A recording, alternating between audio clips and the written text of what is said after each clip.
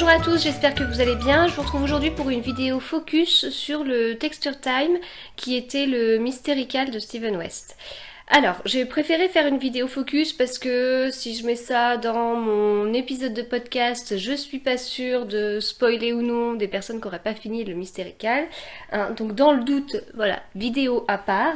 Mais si vous regardez mes épisodes de podcast, vous devez déjà savoir ce que j'en pense parce que je vous en ai parlé pas mal de fois, même si c'était abstrait parce que je vous montrais pas les choses, mais j'ai été archi conquise. Alors, si je reprends un peu les choses depuis le début. L'univers de Steven West ne m'attirait pas particulièrement. J'avais en tête, comme quoi des fois on juge un peu trop facilement, n'est-ce pas? J'avais en tête que son univers était loufoque et coloré. Donc moi qui suis carré et couleur assez neutre, mis à part le gilet que je porte là, qui est le bretzel de Nadia Crétin-Leschène, où je me suis un peu, comment dire, j'allais dire égarée au niveau de la couleur, enfin bref, je suis sortie un peu des couleurs que je prends habituellement, mais voilà, donc l'univers de Steven West et le mien, ça pouvait pas coller. Et puis à force d'entendre que le Mystical allait commencer, donc notamment Sonia des Petites Normandes, donc vous pouvez retrouver sur Instagram sous le pseudo Since She Knits, on avait parlé dans leur dernier épisode de podcast. Ma copine Alice du Lapin d'Alice, elle est une grande fan de Steven West et du coup bah voilà, elle partait sur le Mystical, elle cherchait son combo, etc. J'avais beaucoup échangé sur Steven West avec Corinne M. Adams sur Instagram, et elle était Corinne était une West knitter convaincue, donc voilà. Tout ça, ça m'a donné envie en fait d'aller creuser un peu le truc, et puis voilà, pour moi le tricot a le pouvoir de faire du bien à des moments où on a pas, ça va moyennement bien, et à ce moment-là, c'est vrai que la perspective de me lancer dans ce Mystical m'enchantait aussi pour cette raison-là. Donc le jeudi, juste avant le vendredi où il y avait le premier indice, j'ai été regarder dans mon stash. Alors dans mon stash, j'ai pas mal d'échevaux, j'ai pas mal de groupes de 3 échevaux que j'avais achetés, etc. Mais on m'a beaucoup offert d'échevaux solitaires. Et pour des châles, du coup, c'est pas mal, des châles bicolores, etc. Mais là, en l'occurrence, on partait sur un châle, parce que ça, on savait que c'était un châle, de 5 échevaux solitaires. Voilà, les 5 couleurs de ce châle devaient être différentes. Donc très bien, et en plus j'ai eu la chance de trouver dans mon stash 5 échevaux qui allaient ensemble, parce que voilà, c'est pas tout d'en avoir 5, mais il faut quand même que ça aille ensemble. Alors mes copines m'avaient offert pour mon anniversaire 3 échevaux solitaires qui allaient ensemble, donc c'était déjà une bonne base, et sur ça j'en ai ajouté 2 autres, donc un qui m'a été offert par Ludivine Arcoiris Yarn, et un autre qui m'a été offert par Laine Amourée dans le cadre d'un concours de Liz Taylor, je sais plus quand, mais il y a un petit moment. Voilà, donc on va croire que tout le monde attendait sagement cette occasion. Et donc dans les conditions les conditions que Steven West mettait sur ses couleurs, on avait une couleur principale et 4 couleurs contrastantes. Dans ces 4 couleurs contrastantes, on avait un groupe de 3 couleurs contrastantes où c'était des couleurs contrastantes qui devaient aller ensemble, du style un dégradé de couleurs avec la couleur principale et les 3 couleurs contrastantes. Voilà, ça pouvait être pas mal. Et une 5e couleur qui devait contrasté davantage, qui était un peu le petit plus quoi, donc il a utilisé de très beaux termes pour désigner ça. Et pour cette 5e couleur, il recommandait de prendre, alors c'est pas du mohair mais quelque chose de fluffy, enfin style un fil avec de l'alpaca, etc. Donc du coup de la même grosseur de fil que le reste qui était de la fingering. Si on n'avait pas ça, on pouvait prendre du mohair, mais du coup le mohair c'est quelque chose de plus fin, donc moi j'ai tenté comme ça et ça m'a gêné. Donc je suis partie sur un fil fingering classique en me disant c'est Steven West, c'est un peu foufou, je ne sais pas comment va être la construction, je ne sais pas comment va être le rendu, à quel point ce sera asymétrique, à quel point on aura des parties qui iront plus ou moins ensemble. En plus ça s'appelait Text Time, donc du coup on allait parler de texture, donc quelque chose d'encore plus peut-être plus bizarre que d'habitude. Donc je me suis dit voilà, une autre, enfin partir sur 5 fingerings en mérino, c'était peut-être ce qu'il y avait de plus prudent quoi. Voilà. Et alors au final, juste pour vous dire, parce que donc là il est totalement terminé, sinon je ne vous le présenterai pas, au final je suis ravie. Enfin vraiment enfin, j'ai été plus que ravie de le faire. La partie tricot a été mais top, méga top. Enfin, ça a été extra, j'ai pris mon pied. En tricot, c'est génial. Et puis le rendu, bah, ça me plaît. Enfin, il est portable, quoi. Enfin, ce qui était quand même pas gagné, il est portable, il est symétrique. Mais ça, incroyable. J'ai fait un Mystical de Steven West symétrique, donc c'était fou. Alors, premier indice. Bon, je vous le montre peut-être déjà en entier parce que sinon ça va être un peu compliqué. Donc, ça c'est l'indice 4. Là, on a l'indice 3. La partie rose avec les petites nattes, c'était l'indice 2. Au milieu, on a l'indice 1. Et puis voilà, ça c'est vraiment le milieu. Et puis de l'autre côté, on repart sur ce que je viens de vous montrer. Donc l'indice 2, l'indice 3 qui était très long, l'indice 4 et l'indice 5 qui était le bord en bas.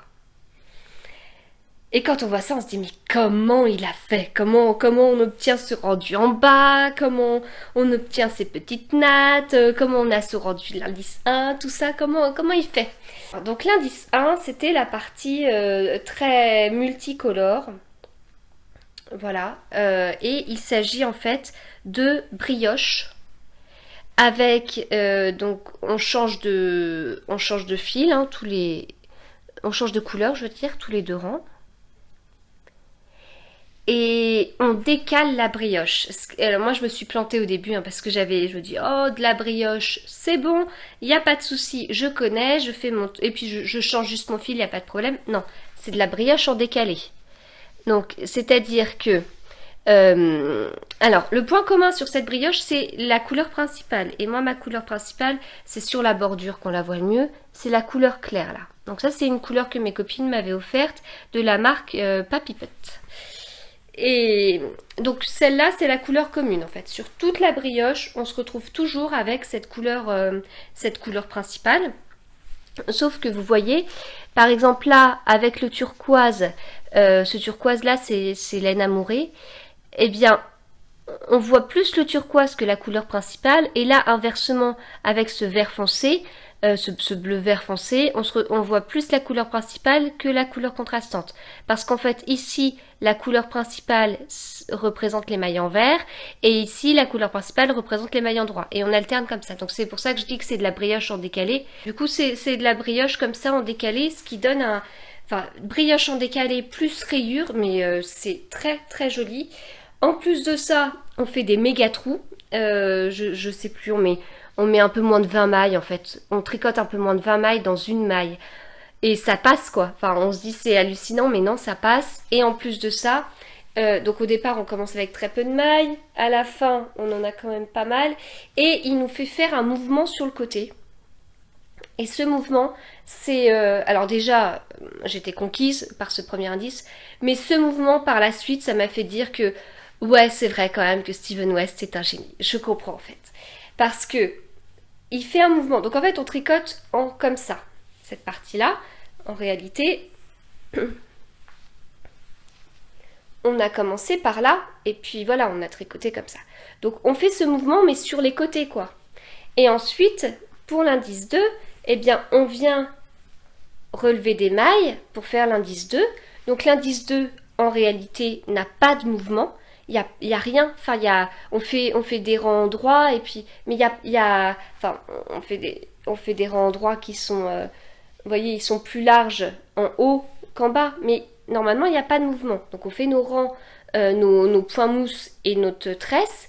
Et ensuite, sur cette partie-là, on a la fameuse dentelle qu'on voit de partout depuis des années, et qui, elle, a du mouvement, a un effet de vague. Sauf qu'en fait, ici, on a un mouvement alors qu'on tricotait comme ça, et ici, on a le même mouvement alors qu'on tricote comme ça. Et la partie, l'indice 2, qui est coincé entre l'indice 1 et l'indice 3, où les deux ont un mouvement qui donne le même effet, mais tricoté dans des sens différents, permet à l'indice 2 d'avoir un effet de vague, quoi. C'est génial. C'est génial. Enfin, je sais pas enfin, je sais pas. Faut y penser, faut tester, enfin, c'est totalement fou. Donc voilà, donc cet indice 2 justement, donc à chaque fois bah, on faisait la même chose des deux côtés. Hein. Cet indice 2, on vient, comme je disais, relever les mailles le long de l'indice 1. Et donc on commence par cette tresse laitonne, très jolie. Vraiment très très jolie, j'en avais jamais fait, donc j'ai appris, en plus de ce que j'avais appris à l'indice 1, j'ai appris à l'indice 2 grâce à ça. C'est très simple à faire puisque c'est que en fait on tricote en jersey en vert avec 2 fils, mais cette tresse est donnée que par la façon dont on va placer le fil, nos 2 couleurs en fait. Donc, enfin, si vous faites du jacquard, vous devez bien savoir que, voilà, normalement derrière, bah, en fait, c'est peut-être plus simple justement d'expliquer comme ça. C'est du jacquard. Sauf que, enfin, du coup, c'est du jacquard sur l'envers, on a ça. On a, ça fait du jersey en alternant les couleurs. Voilà, donc c'est du jacquard.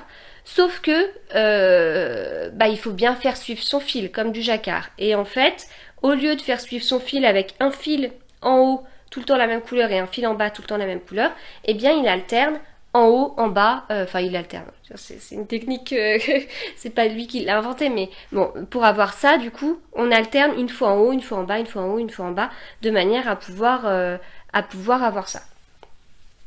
Voilà. Et donc entre les deux, eh bien, on a cette couleur. Donc là, les 2 couleurs, c'est la couleur principale et l'autre c'est le bleu-vert, donc pareil de la marque Papy Putt que mes copines m'avaient offert.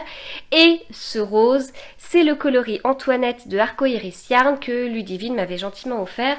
Et je vous en ai déjà parlé parce que j'ai déjà utilisé dans un autre châle. C'est un coloris magique. Il va avec tout.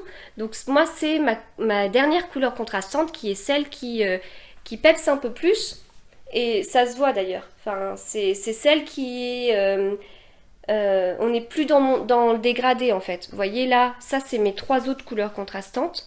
Ici et ici. Et on voit bien que le rose va avec tout. Mais... désolée pour le bruit.